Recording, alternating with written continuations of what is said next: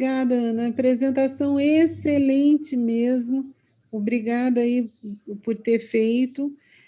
Ana, eu gostaria que vocês respondessem algumas perguntas que isso daqui eu vejo que é muito importante para os brasileiros que estão aqui na Noruega. Como fazer para lidar com a ansiedade, com o medo na época da pandemia? Tá, a gente vai até entrar com isso aí, Selma, numa pegada mais final, mas eu acho que dá para a gente dar algumas dicas aqui, inclusive os colegas estão super abertos, tá super aberto aqui, Valéria, Adriana, Débora, que está aqui também, tá? Enfim, para ajudarem a Alexandra. A Alexandra vai dar um gancho para falar especificamente da hospitalar, mas também pode pegar um gancho em relação a isso.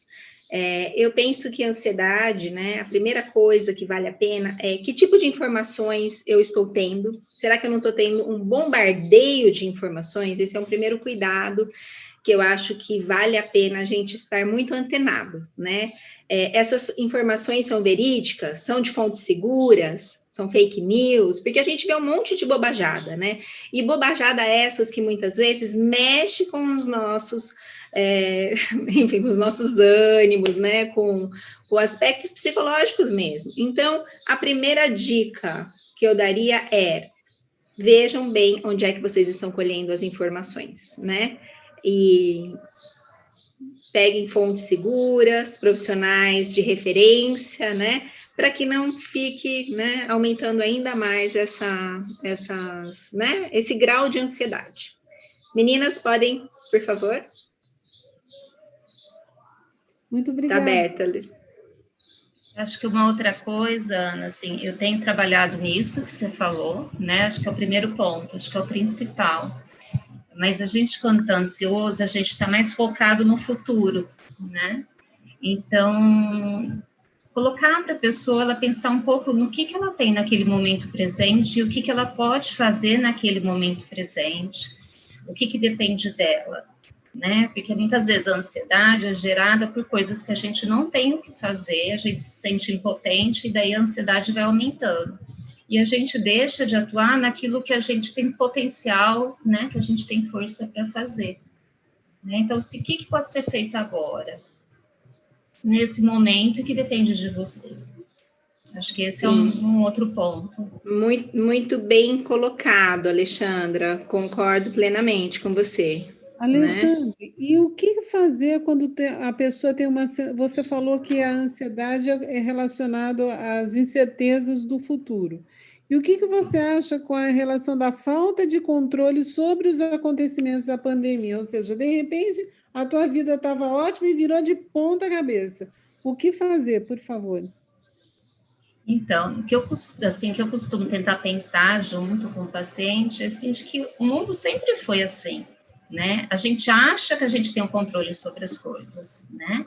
E a pandemia, ela mostra isso, assim, de uma forma aumentada. É como aquelas luzinhas que você põe no quarto, assim, que você vai aumentando a intensidade. A pandemia está na intensidade máxima, né? Mostra que a gente não tem controle sobre um monte de coisa, né? Mas essa incerteza a gente vive no dia a dia. Né? Também, por exemplo, eu vou me despedir da Ana Lúcia agora, né? Vamos supor que eu iria encontrar com ela amanhã, Ana, até amanhã. É uma incerteza, eu não sei se eu vou estar viva, se ela vai estar viva, se a gente vai se encontrar, né? Então, assim, a incerteza é um fato na vida, e é um fato que talvez a gente precise aprender a lidar, né? De que a gente não tem todo esse controle mesmo. Viu, Alexandra? Eu acho que uma outra coisa bem interessante que faz um gancho com isso que você está falando, né? É o quanto é importante aprender a lidar com as frustrações de uma maneira geral, né? As pessoas, elas vivem muitas vezes num mundinho tão cor-de-rosa e acham que é isso, que o mundo é cor-de-rosa o tempo todo, e não é, né? E aí, o que acontece? Através do atendimento, né, do que a gente fez, você ajuda muitas vezes essa pessoa a entender os próprios recursos, né? Às vezes elas estão lá, elas falam assim, nossa, mas eu não sei, eu tô aqui agora, eu não tenho mais nada. Aí você ajuda ela a pensar um pouquinho, mas peraí, como é que você foi parar aí, né? A pessoa começa a se ligar que ela realmente é muito corajosa, que ela já foi muito além do que muitas pessoas foram, e esse resgate, né, da própria coragem ajuda a enfrentar e ajuda, inclusive, a lidar com essa ansiedade. Essa também acho que é uma experiência que a gente acaba vivenciando bem aqui na prática, né? Valéria, Adriana, se quiserem acrescentar. A Débora também. Acho que a Débora vai falar. Parece que vai. Oi, gente. Dá para ligar, Débora, essa câmera? Então, eu tô com a internet. Na verdade, eu tô pelo 3G, então se eu travar, vocês me avisem, tá? Perdão por aquela hora que eu não consegui responder. Eu tava sem o áudio ligado e não vi. Mas agora eu liguei. Pode tentar ligar para a gente ver essa carinha linda. A gente gosta de ver as carinhas aqui. Ai, gente, eu queria agradecer também, né, pela oportunidade de conhecer vocês, de conversar com vocês. E recentemente eu me formei, né, em psicologia pela PUC aqui de Campinas, e eu fiz alguns estágios remotos, né? Então, dentro de creche, a gente não pôde trabalhar com criança, teve que trabalhar com funcionários. Então, uma coisa que eu percebi bastante que está relacionada à ansiedade também é a criação de uma rotina. Uma coisa que a gente trabalhou muito com funcionários e tudo mais, porque são pessoas que não têm como exercer o ofício delas por EAD, diferentemente do professor, que consegue fazer, né? A auxiliar de cozinha, de limpeza, não consegue fazer. Então, as pessoas ficaram sem trabalho, algumas foram demitidas, e aí a gente trabalhou muito na criação de uma rotina, né? Até brinquei com a Ana Lúcia um dia que eu comprei uma planta.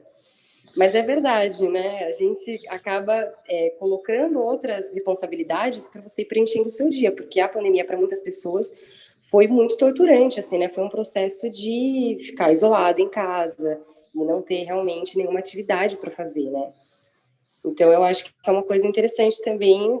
Eu não me lembro quem perguntou, acho que foi a Selma, sobre a ansiedade, né? Como lidar. Então, eu acho que foi uma coisa que eu percebi que ajudou um pouco, assim, pelo menos nos estágios que eu fiz, estabelecimento de rotina. E acho que essa coisa do cuidado, né, Débora, que você acaba de trazer também, né? Falar independente também, olha, do que, né? Assim, o cuidado com a vida, né? Pode ser uma plantinha, mas se você não cuidar dessa plantinha, a Gertrudes vai morrer. Chama Gertrudes a plantinha dela, tá, gente? Tem nome. É linda, né, Débora? Então, assim, seja a plantinha, seja o bichinho, né? O bichinho de estimação, que muitas vezes vai te colocar em movimento, ou vai te colocar, muitas vezes, nesse movimento de cuidado. Seja com o vizinho, com quem quer, né? Numa videochamada com um colega que você não vê há muito tempo. Esse cuidado com a vida, eu acho que ajuda muito. Vai estabelecendo laços, né? Oi? Vai estabelecendo laços. Olha o gatinho. Sim. Acho que eu vi um gatinho ali. Olha lá o gatinho, que lindo. Valéria, Adriana. Então, pegando um pouquinho do gancho que vocês falaram, né? Eu vou retomar um pouquinho aqui o que a Alexandra falou, que eu acho que é o ponto crucial da pandemia como um todo, nós estamos o tempo todo frente à finitude, a limites, né? E aquilo que é incontrolável. O ser humano é o único bicho que sabe que vai morrer um dia, né? E ele passa a vida inteira fugindo disso, se distraindo. Aí a Débora falou, coloque rotina, né? Se distraia, né? Para que você não fique o tempo todo centrado nesse paradoxo da nossa existência, que ela existe a partir do momento que a gente cria consciência de que a vida tem uma duração, né? Que ela é finita, que ela tem um limite, né? Então, a ansiedade patológica é a exacerbação disso, né? A Alexandra falou do futuro, ansiedade vem de anseio é futuro, né? Nós somos tempo. Nós somos seres temporais, né? Nós somos passado, que são nossas vivências, e projetos de futuro, que é aquilo que a gente quer vir a ser, que é o que nos motiva, né? Então, a gente tem que ter nesses momentos de extrema ansiedade, a gente tem que pegar esse projeto de vir a ser de futuro, né? E transformá-los em menores, em mais curtos, né? Isso ajuda demais a ansiedade, né? Eu não vou me programar e me projetar para daqui uma semana, né? Eu vou me programar para o dia de amanhã, para o final do dia.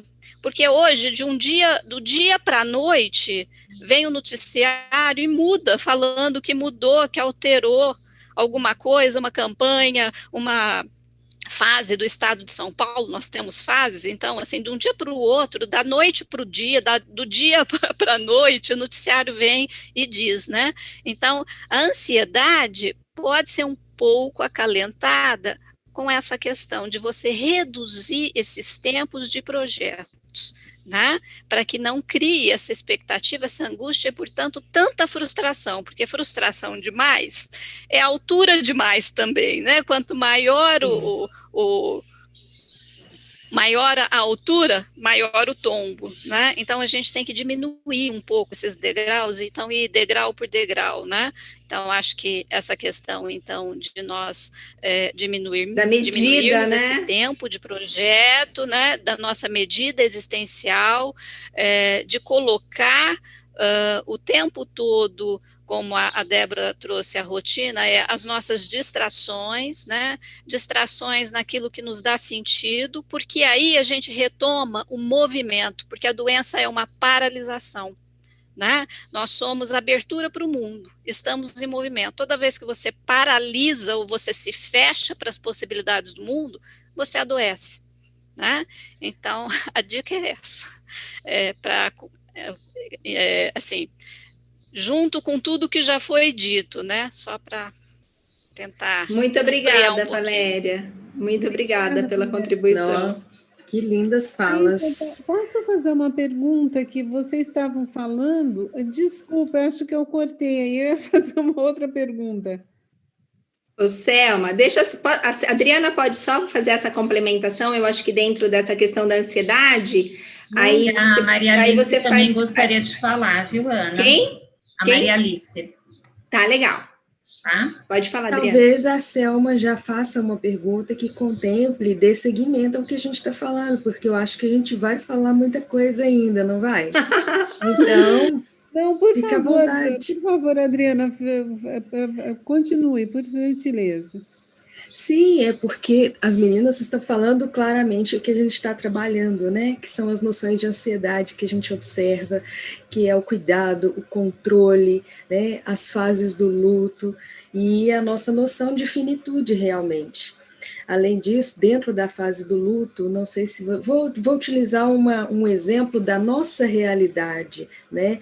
Quando, infelizmente, alguém falece na nossa família, uma pessoa querida, a gente entra, como a Ana disse, na fase da negação, né? E no dia seguinte é possível que a gente ainda conte com aquela pessoa, a gente siga.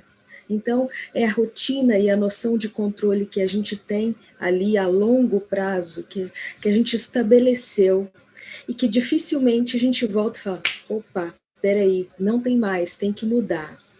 Então, vamos com calma. E, de fato, as pessoas estão cada um com o seu tempo, né? E é por isso que a gente vai tratando, vai conversando. E um ponto interessante que no grupo a gente tem feito é conversado, né? Para poder entender. Agregando ao que as meninas falaram, a rede de apoio, né? Que a gente falou tantas vezes, acho que por todos aqui já é sabido. E aí, isso também ajuda muito. Um exemplo que eu coloquei, em atendimento, às vezes a pessoa fala, Adriana, não vou conversar com um familiar, né, lá no Brasil, porque essa pessoa está passando dificuldades. Mas, pois bem, você também está passando por dificuldades. Vamos tentar reforçar? Vamos tentar bater um papo? Quem sabe? Lógico, caso a caso. E, às vezes, esse contato, essa retomada nesse momento com algumas pessoas faz bem.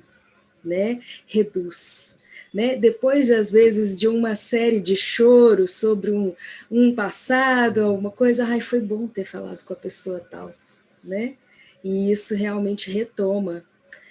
Bom, é isso. Adriana, eu queria agradecer, né, pela sua fala, e eu já te disse isso anteriormente, o seu tom de voz já acalma.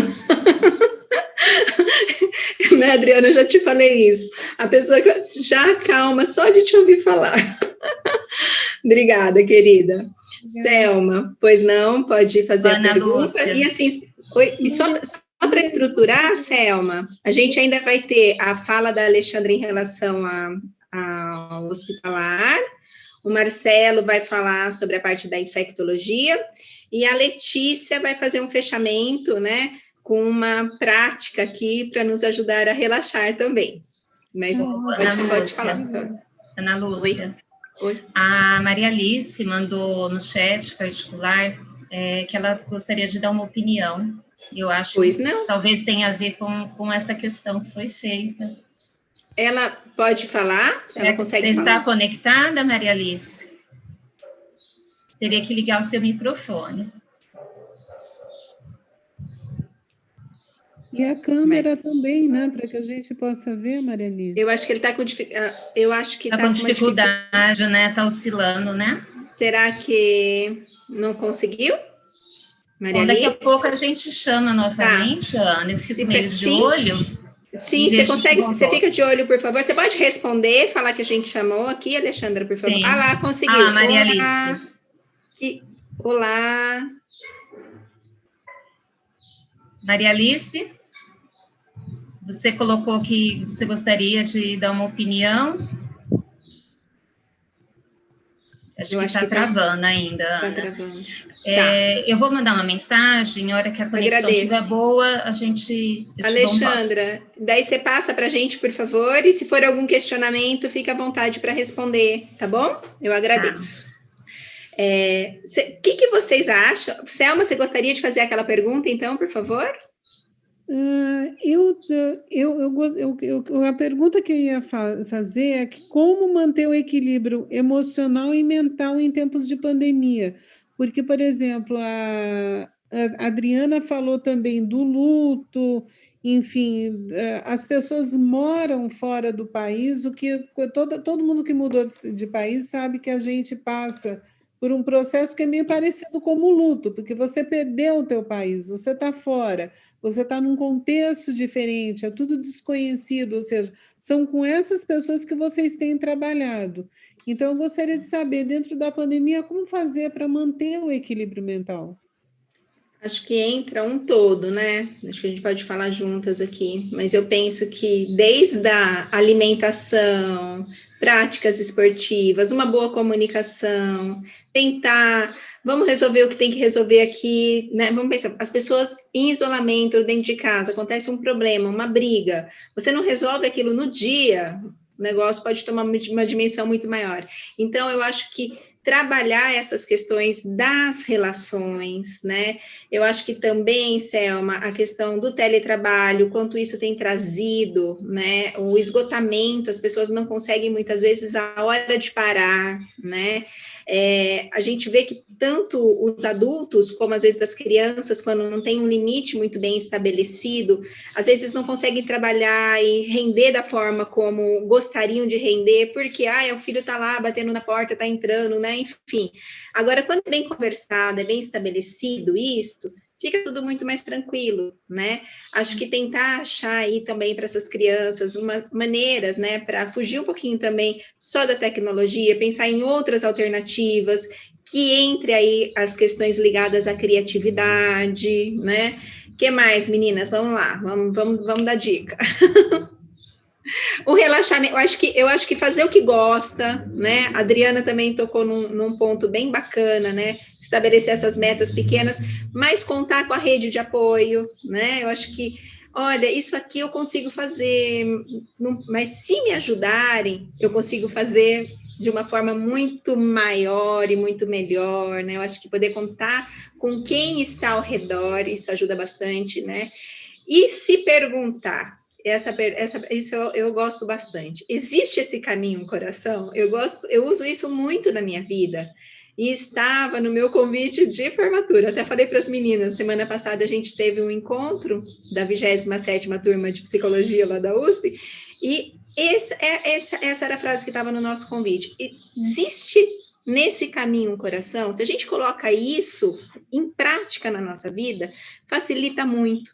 Por exemplo, vou dar um exemplo super simples aqui. Selma, sabe, a maioria sabe que eu moro numa cidade do interior, e para mim, estar em contato com a natureza é fundamental. Então, tipo assim, eu tomo um banho de natureza no final de semana, pronto, gente, semana inteira, fico super bem, né? De preferência, se for pedalar, então, no meio do mato, tira uma foto, né, com a florzinha. São coisas pequenas, né? Mas coisas pequenas que fazem sentido para mim, né? E se faz sentido para mim, me traz equilíbrio, me tira do nível de ansiedade, né? Então, assim, cada um certamente vai ter que se conectar com o que te deixa mais tranquilo. É a leitura de um livro, é um filme, é uma meditação, né? Enfim, possibilidades existem muitas, né? O que mais, meninas? E acho que são fases também, eu estou pensando, Ana, porque tem momentos, tanto no consultório quanto no hospital que eu atendo, o que está prevalecendo? Então, às vezes é um momento tão difícil, que se você colocar isso para a pessoa, parece que é uma tarefa a mais, que ela vai se cobrar porque ela não está conseguindo fazer. Né? Então, eu lembro que um dia eu falei para uma paciente assim, se mantém viva e tá bom. Só. Tá difícil mesmo, se mantenha viva, né? Eu vou falar isso para essa paciente o tempo todo? Não, claro que não, né? Mas, assim, tem um momento do desespero, e eu acho que a gente tem que se dar conta, quem de nós, né, aqui, agora, que não chorou durante essa pandemia? Que não se angustiou, que não sentiu medo, que não sentiu raiva, né? E eu acho que é importante a gente permitir também esse sentimento. Né? O que eu costumo dizer é que a gente não vai ficar alimentando isso, né? A gente não vai ficar pondo aguinha nessa plantinha, que não é a plantinha da Adriana, né? A gente não vai ficar lá... Da Débora. Ficar querendo que isso se aumente mais ainda de volume. E a hora que a Adriana estava falando, acho que por isso que eu confundi os nomes, ela falou uma palavra, controle, né? E eu estava pensando na minha história mesmo, assim, às vezes que talvez eu fique ansiosa, porque eu estou achando que eu tenho que ter o controle de tudo. E que se eu não tiver, aquilo não vai dar certo, né? E isso a gente vê nos pacientes da gente, né? Ah, se não for eu que vou lá fazer, não sei o quê, eu nem tenho esse perfil de um detalhista, mas se a gente for reparar, nas vezes que a gente se sente muito ansioso, a gente fica preocupado com todos os detalhes da situação. Por exemplo, organizar uma festa, não precisa nem ser uma coisa assim, que eu acho que se eu não tiver no controle de tudo, não vai dar certo. No hospital, todo ano, né, fora do período da pandemia, a gente fazia um amigo secreto e tinha a lista do que você queria ganhar. E teve alguns anos que eu coloquei sugestão, todo mundo colocava, eu colocava lá uma coisa que eu gostava e o que eu não gostava. Alguns anos atrás eu aboli isso, eu não ponho. E todos os presentes eu amei, era a minha cara. Muito mais do que se eu tivesse escolhido alguma coisa. Muito mais.